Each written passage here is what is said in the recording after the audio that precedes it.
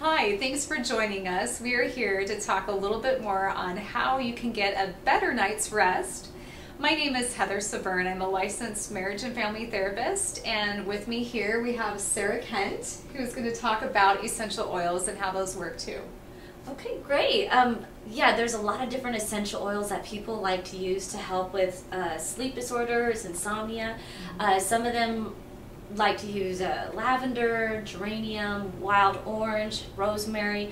My favorite is one by doTERRA Oils. It's called Serenity, and this one has a combination of lavender, rosemary, vanilla bean, just to name a few. Great. Yeah, it's awesome. There's a few different ways that people will use them. One is to have a few drops in your hand and then rub it into your feet before you go to sleep. Another way is to add a few drops into a hot bath that you're taking. You can also use it in a diffuser. That's a real popular way. Perhaps put a few drops into a spritzer and then spray that around in your room on your bed linens and such. My favorite way is really simple. I just take a few drops in my hand, rub my palms together, and then inhale it for a few seconds. And I notice an immediate calming effect. Oh, that's great. Wonderful. Yeah. Are there other sleep tips that you recommend as a therapist to people? Yes. There's quite a few that I go over with people when I treat depression and anxiety. One is to be able to pick a consistent time to retire to bed, even though you're not necessarily ready to fall asleep. But just getting prepped will help your mind and your body to be able to calm down. And then also, if you can, if it's possible, to get off the computer 2 hours prior to retiring to bed, because what they have found is there's a similar light on the computer screen that is used for light lamps for people who have seasonal affective disorder. And people who use light lamps, it actually causes them to stay awake and to be revitalized. And that's not necessarily something you want right before you go to bed.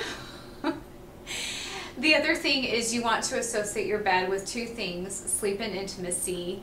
And so if you're tossing and turning at night and you're not able to sleep, the best thing to do is to actually get out of bed.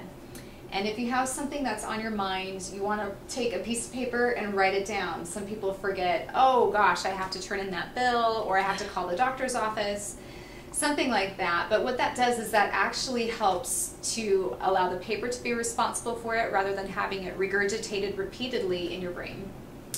Another thing that's really helpful too is to turn on a soft light and to read a boring book. And if you notice that your head is nodding off, that is a good indicator that you're ready to go to bed. Another thing that's really helpful too is to be able to stretch to soft music. Some people like to do yoga, other people, if they're not into yoga, just being able to stretch the areas where they're tight and have tension is a good way to be able to release the toxins. Journaling is a really good thing to do if you have a lot on your mind, be able to just write down, what happened during the day, and again, that allows the paper to be responsible and you not having to carry it to bed. If these things don't work for whatever reason, best thing to do is to get assessed for anxiety or depression with a mental health therapist, or you can see a physician for other sleep issues.